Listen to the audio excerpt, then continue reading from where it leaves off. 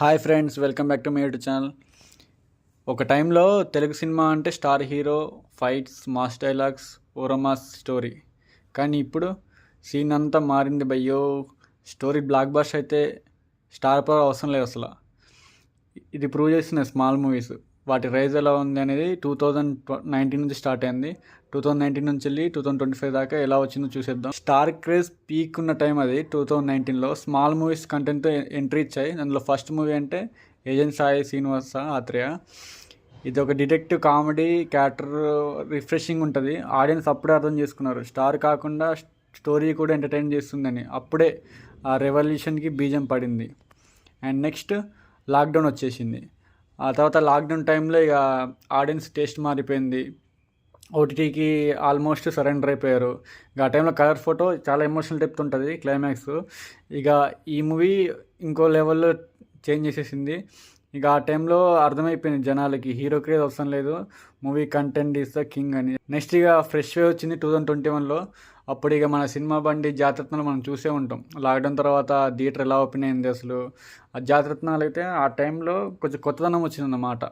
అంటే ఇప్పుడు ఆ కామెడీ కానీ కొంచెం అంటే ఒక రెండు క్రించ్ కామెడీస్ ఉన్నా కూడా హెల్దీగా అనిపించింది జనాలకి. ఇక సినిమా బండి అయితే చిన్న కెమెరాలో కూడా పెద్ద డ్రీమ్ చూపించింది ఆ సినిమా. అప్పుడు అర్థమైంది క్రియేటివిటీ గ్రేటర్ దెన్ బడ్జెట్ అని. 2022లో డిజిటల్ ఆ స్లాంగ్ కానీ, ఆ లోకల్ నేటివిటీ కానీ, ఆ రియలిస్టిక్ కామెడీ కానీ, ఆ మాస్ కనెక్ట్ కానీ, అసలు క్యారెక్టర్ బేస్డ్ మూవీ అన్నమాట. అసలు ఆ మూవీలో ఏముండదు, బట్ మూవీ మాత్రం బాగా లేచింది. అంటే ఇది క్యారెక్టర్ బేస్డ్ మూవీస్ అంటే ఒక పుష్ప వేసుకోవచ్చు, ఒక డిజిటల్ వేసుకోవచ్చు. ఈ డిజిటల్ అయితే అప్పుడే స్టార్ట్ అయింది 2022లో. దీని టిల్లు స్క్వేర్ వచ్చింది, అది కూడా బ్లాక్ బస్టర్ కొట్టింది. ఇక ఫామ్లో అయితే మొత్తం చేంజ్ అయిపోయింది టీఎఫ్ఐ అయితే. నెక్స్ట్ 2023 మనకు తెలిసి ఇది ఎవడు మర్చిపోలేడు. ఆ బేబీ మూవీ ఒకటి, బలగం మూవీ ఒకటి. ఆ ఇయర్లో తెలుగు సినిమాలో ఒక ఎమోషనల్ ఎక్స్ప్లోజన్, ఆ తెలంగాణ స్లాంగ్ కానీ, ఆ హార్ట్ టచింగ్ ఎమోషన్ కానీ, ఆ క్లైమాక్స్ ఇప్పటికీ ఊర్లలో ఎవరు చూసినా కానీ ఏడుస్తారు ఆ క్లైమాక్స్ చూస్తే. అట్లుంటుంది బలగం మూవీ. ఇక బేబీ అంటే తెలుసు, ఇక ఇప్పుడు కొత్త డ్యూడ్, ది గర్ల్ ఫ్రెండ్ వస్తున్నాయి. దీనికి ఫస్ట్ ఆఫ్ ఆల్ అసలు రెవల్యూషన్ స్టార్ట్ అయింది బేబీ మూవీతో.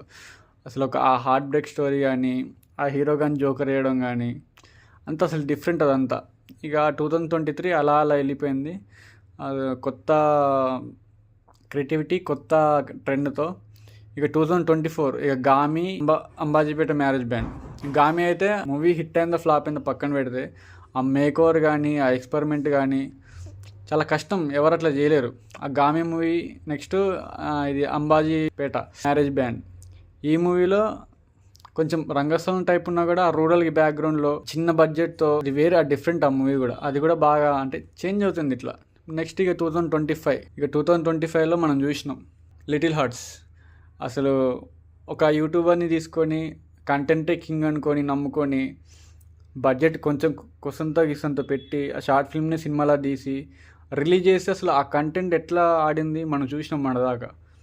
అంటే చేంజ్ అయిపోయింది. అంటే ఇప్పుడు ఏంటంటే కంటెంట్ ఉంటే చాలు, ఎవ్వరు అవసరం లేదు, అట్లా అయిపోయింది. ఇక ఇప్పుడు అందుకే పెద్ద బ్యానర్స్ కూడా మంచి స్టోరీ డైరెక్టర్, మంచి రైటింగ్ ఉంటే చాలు. ఇక పెద్ద హీరోనో చిన్న హీరోని చూడట్లే, ముందుకెళ్ళిపోతున్నారు. ఎందుకంటే కంటెంటే పవర్ అన్నమాట. ఇక 2019లో చిన్న స్పార్క్తో స్టార్ట్ అయింది. ఇక 2025 రెవల్యూషన్కి పీక్లో ఉంది. ఇప్పుడు స్మాల్ మూవీస్ థియేటర్ని రూల్ చేస్తున్నాయి, ఆడియన్స్ హార్ట్ని క్యాప్చర్ చేసినాయి అన్నమాట. ఇదే Telugu cinemas real success story. మీరు చెప్పండి, మీకు స్మాల్ మూవీస్లో ఏం బాగా అనిపించిందో, ఏదైతే మీకు బ్లాక్ బస్టర్ అనిపించిందో. రియల్గా స్టార్ పవర్ని స్మాల్ మూవీస్ డామినేట్ చేస్తున్నాయి, మీకు ఏమనిపించింది కింద కామెంట్ చేయండి. That's all about this topic. And please subscribe to Apple Pandu. Keep loving, keep supporting. Until then, bye signing off.